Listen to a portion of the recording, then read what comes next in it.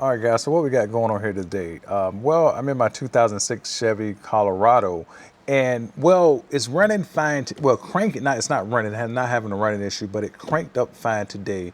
But last week, about a week and a half ago, and I think 3 days ago, when I came out here to crank it up, the pass key lock was flashing when you turn the key on, like I have it on right now, and that means everybody knows that has one of your cars that the pass lock pass key system, that sensor is having a failure in the resistor. Okay, so but I noticed it only happened. So the sensor, mine haven't completely went bad yet. It only happened on the days that it rained super bad here and the humidity was really high. The temperature dropped because we normally had about 90, 95 degree days. The temperature dropped to about 80 degrees, and the pressure in the atmosphere. So resistance is going to have a function based on that. So anyway, I've had this truck for over a year now, and I've not had a single problem. So that means that this sensor, it is inevitably going to need to be changed. So that's what we're going to do here in this video. So let me show you here first. I've already taken off the cover right here. So what we're gonna do is, like, this is the whole wheel lock cylinder right here, this thing right here, going from right here all the way to this sensor, which is right here. Now, you do not need to change the whole key lock cylinder unless there's a problem with the actual part where you put the key in. All you need to do is change this black, let me see if I can get that into focus here. Let me put this light now because this thing is, yeah, all you need to do is change this sensor right here that has this little green plug on it. Just change this guy right here. So I'm gonna take these two bolts right here out and just swap the sensor out and do a key relearn. Now, for those that don't know, there's two ways to do a key relearn. There's a 10-minute relearn that you can do with a Tech 2. There's also a 30-minute relearn. As you can see here, the 10-minute relearn here is on the screen if you're interested, but we're going to be doing a 30-minute key learn where basically you're going to turn the switch, turn it off. What you're going to do is you're going to turn the switch off. You're going to turn it off for 10 minutes. Turn it on for 10 minutes, sorry, and then because the light is going to be flashing once you change this sensor right here, because it's not going to know what voltage, because there's a unique voltage per sensor that you have to learn to the system. Turn it for 10 minutes. When it stops flashing, turn it off for 5 seconds and repeat that step 3 times, and that should relearn the unique value that's going to be in a new sensor into my BCM and I think the PCM as well. I'm not entirely for sure if it's one or the other. So anyway, let me step around here and show you what I got. So as you can see here, I got two. One thing I didn't say inside of the truck was that if you can buy these sensors used if you go to the junkyard and just pull them.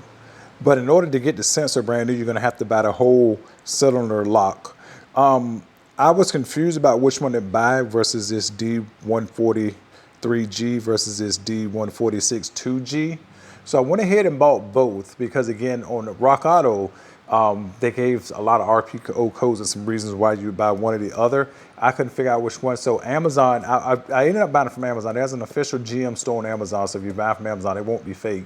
But I ordered it from them because I ordered them yesterday and got them today and then had to wait several days to get them. So anyway, these are the two that you may have to pick from. The sensor just might be the same on both of them. It's just the shape of the key cylinder just might be different. So anyway, let me go ahead and take those 2 screws out, take the cylinder, take the sensor off this one, install it, and we will, go from there. All right, so as we can see here, it's just two. I thought it was going to be Torx here, but it's a Phillips here and a Phillips here. So luckily I got this little, and it's a little tight here. You probably can get in there with a tiny head ratchet and get that off, but I'm just going to go ahead and use this little flexi head thing here. So let's go ahead and do that. Oh, let's turn that the right way, make sure we're getting that off.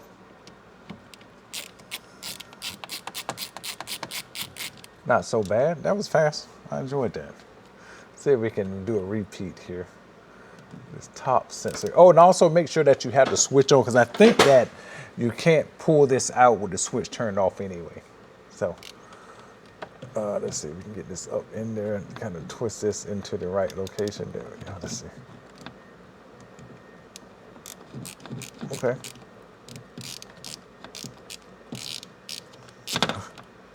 Get this up in here.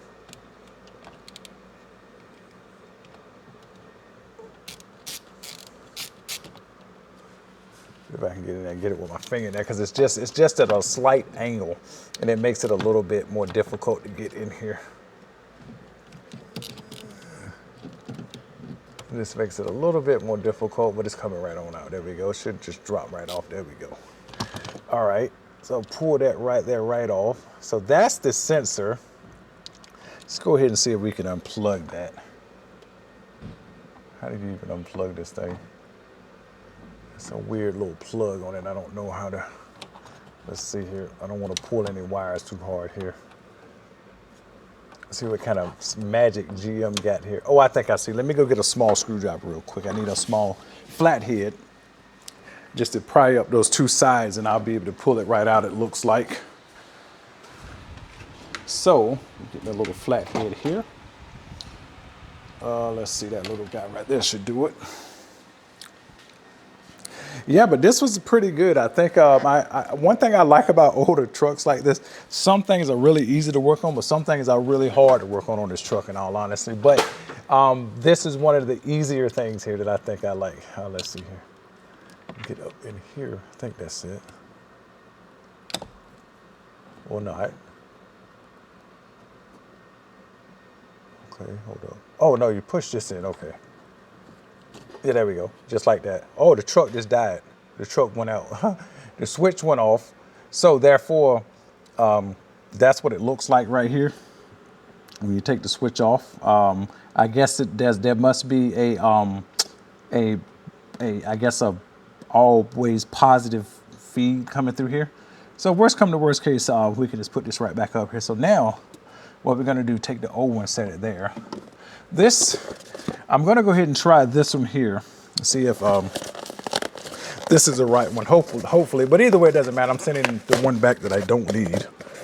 But I was a little confused about which one to buy. Let's see, here does this sensor here look the same? Let's see.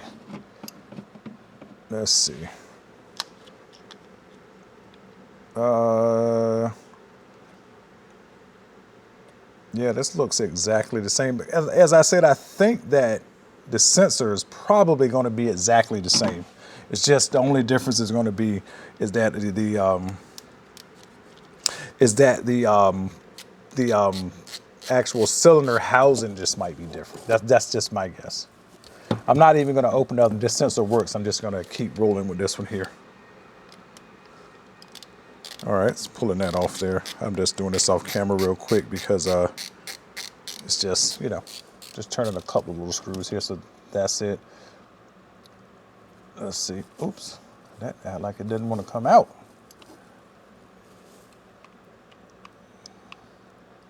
Oh, I see what's happening. I think I'm going to have to actually turn the cylinder here. Turn something on the inside and make this come out. Let's see here. Let me go get a flat here because I think, as you see, this right here will not pull out.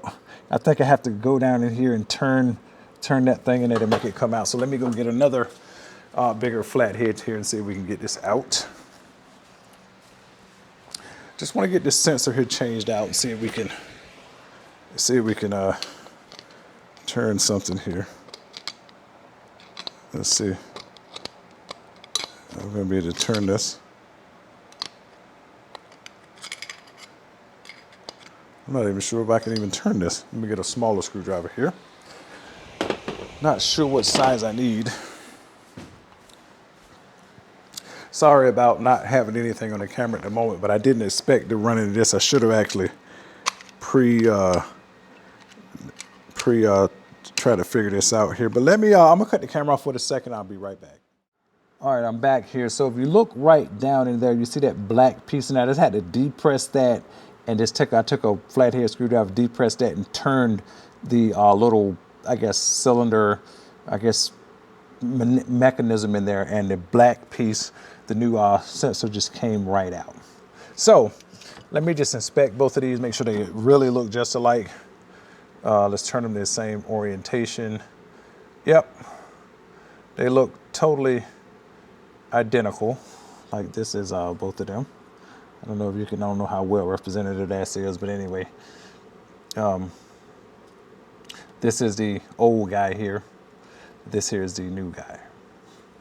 So let's go ahead and plug the new guy in, which is going to be, see what happens once we, okay, everything fired right back up. And let's see, do we have the what you call light is not blinking actually. That is strange. Let's, hey, say we change the sensor and let's put the screws back in. Let's just see what happens. That'll be interesting if we don't, let me turn my headlights off here. And that'll be interesting if we don't have to, let me see, turn this here. That'll be interesting if we don't have to do any learning, but I doubt if that's the case.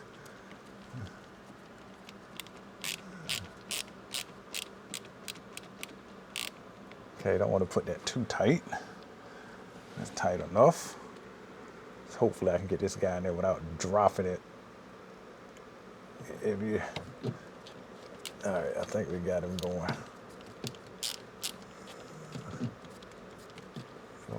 Oh, I thought I had him going. I guess he was going at an angle, but he's still inside the hole there, which is good. Because it's just at a slight, let's get a little closer here.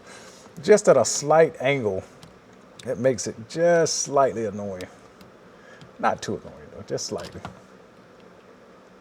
I could take a little stub. You know what? Let me try my stubby screwdriver here.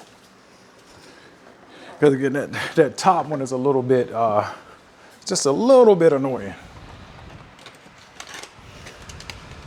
Got some stubbies here, so let me try out something here. Now, if this right here works, I'm gonna be so glad of this, and you'll see what I mean here in a second.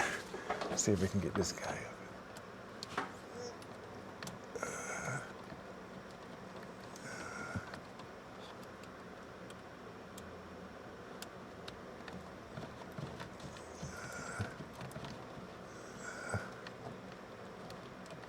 Oh yeah, that worked. Look at this. Finally, I got to use this thing right here.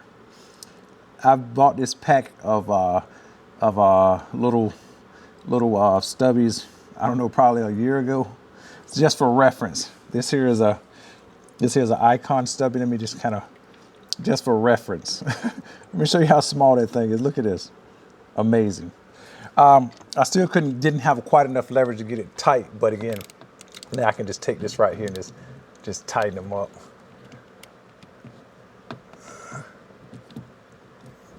All right, there we go. That don't need to be any tighter than that. All right, so now let me move some stuff out of the way here. This would be wild so right now my light is not flashing.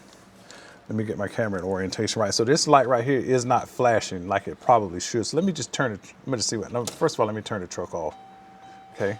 I mean, just turn the ignition off, I mean the key off. Let's turn the key on and see what happened. It's not flashing. Let's see.